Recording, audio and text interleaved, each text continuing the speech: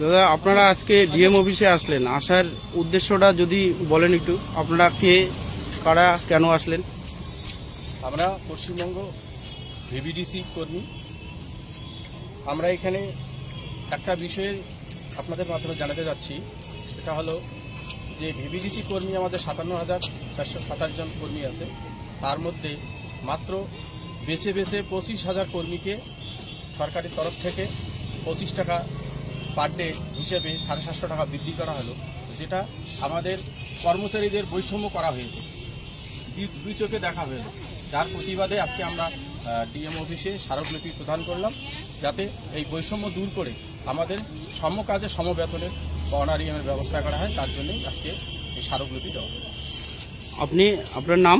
আমি কার্তিক চন্দ্র ঘোষ। আপনার ডেজিগনেশন? আমি পশ্চিমবঙ্গ ভিভিডিসি এমপ্লয়িজ অ্যাসোসিয়েশনের অবজারভার। এটা কি রাজ্য কমিটির তরফে করা হলো না জেলা কমিটির? না, এটা আমাদের আজকে সারা রাজ্যব্যাপী আমাদের প্রোগ্রাম চলছে। আমরা কুচবিহার জেলা, যেহেতু আমি অধিবাসী কুচবিহার জেলায়, আমরা আমাদের সংগঠনের তরফ থেকে স্মারকলিপি প্রদান করছি।